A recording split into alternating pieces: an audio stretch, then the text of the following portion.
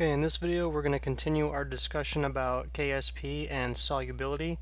This is section 19.3, and we're specifically going to be looking at the common ion effect, which begins on page 868.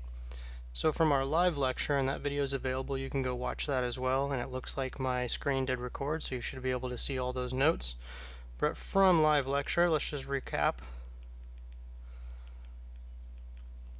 And that live lecture was 3:30:20. We talked about this reaction of calcium hydroxide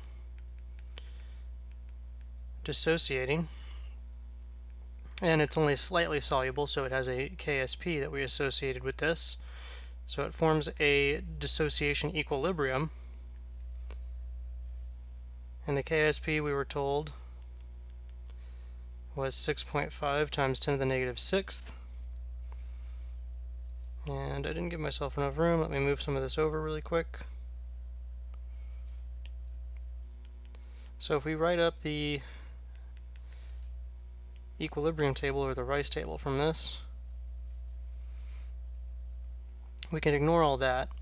And we started off by filling this out by assuming that these were both 0. So that means the amount of calcium ion was 0 and the hydroxide is approximately 0. Remember, we say it's about 0, but what it really is in neutral solution is 1 times 10 to the negative 7th is the concentration of the hydroxide. So we got to keep that in mind.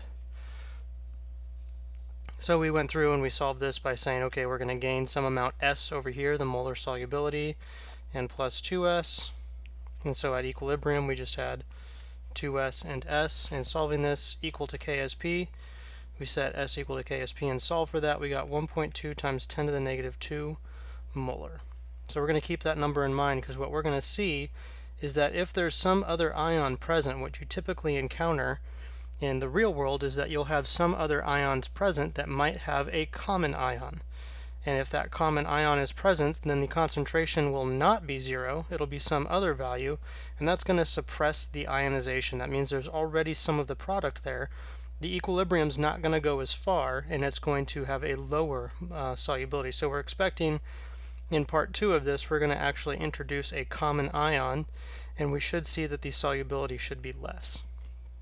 So let's redo this calculation, and let's calculate the molar solubility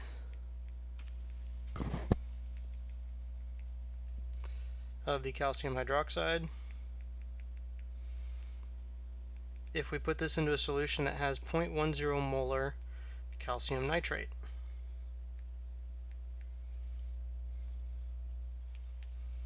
So first step of this is we realize that nitrates are always soluble, or very, very soluble.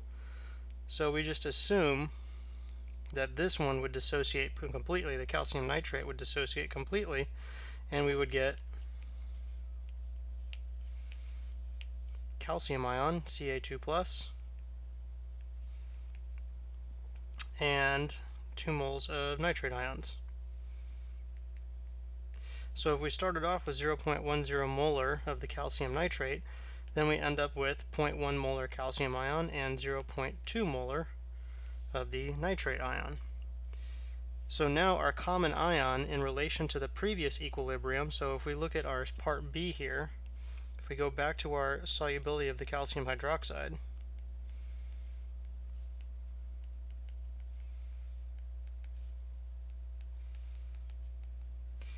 now we have a common ion. There is already some calcium ion present in that solution. So now our calcium ion concentration isn't 0, it's 0.1. So we go back and write our ice table.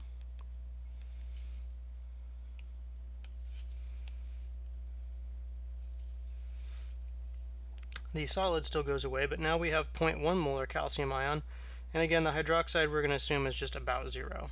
It's small enough in this case where it's not going to matter. So we do the rest of this problem just like we have been, plus S and plus 2S. And then when we go back to solve this, we'll remember that our KSP for this equation, the expression, we already have the value. The KSP is still 6.5 times 10 to the negative 6. But the expression is the concentration of calcium times the concentration of hydroxide squared.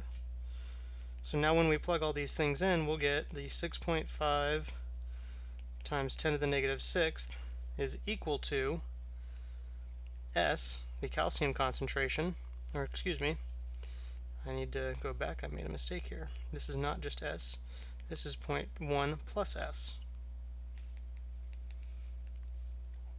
And then this is times 2S squared, so don't forget that squared term. Again, we're going to make life easy by assuming S is small.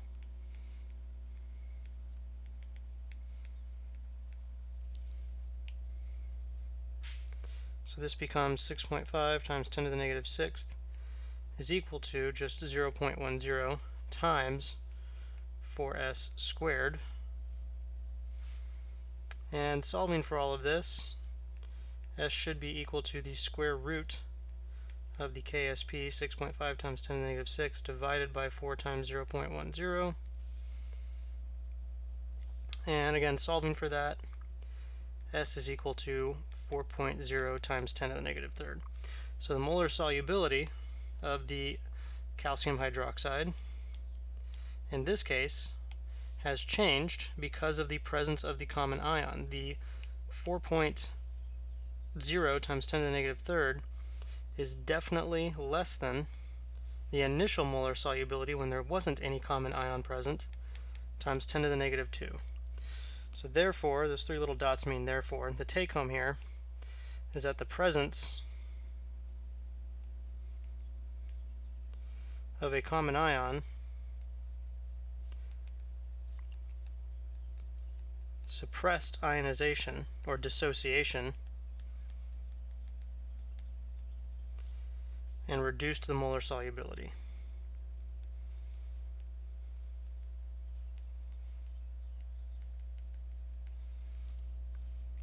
There's another caveat to this, and it comes back to looking at the hydroxide ion. So in this case, we were talking about the concentration of hydroxide ion being 0, but as we know, that's not exactly the case in water. It's 1 times 10 to the negative 7th in pure water, which also means the hydronium ion concentration is 1 times 10 to the negative 7th. So those also act as a common ion, so the pH can affect the solubility as well. So let's just kind of qualitatively, without crunching the numbers, let's just kind of look at the effect of pH. So if we use the system we've been talking about, calcium hydroxide, and we look at that dissociation, you should be getting pretty good at writing this one by now.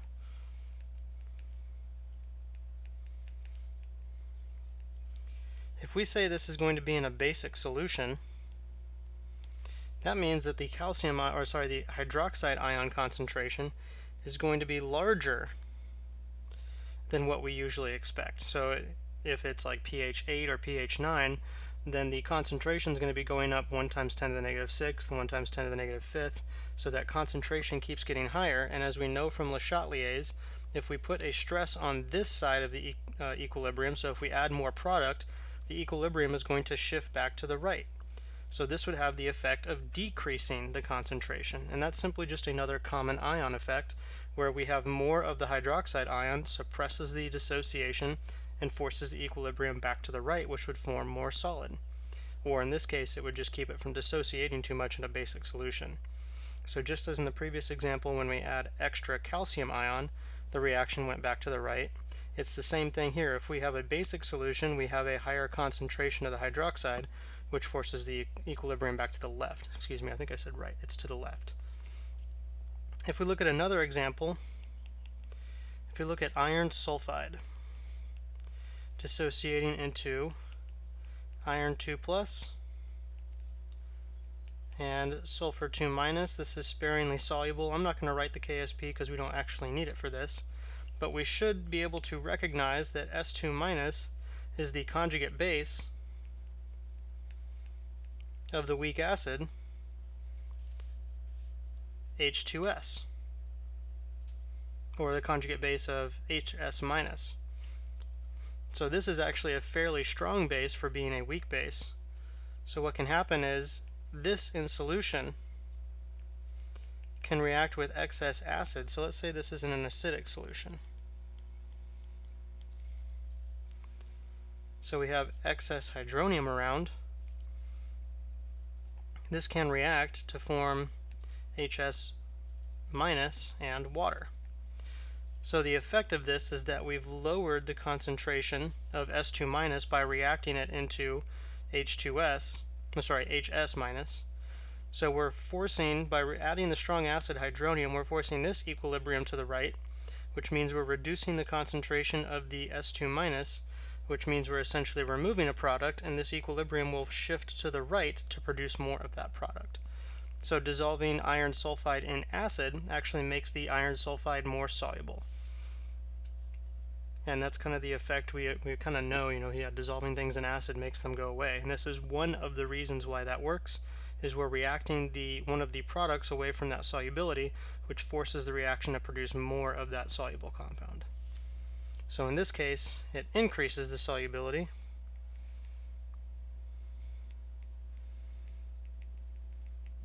And in the previous case, we saw it decrease the solubility.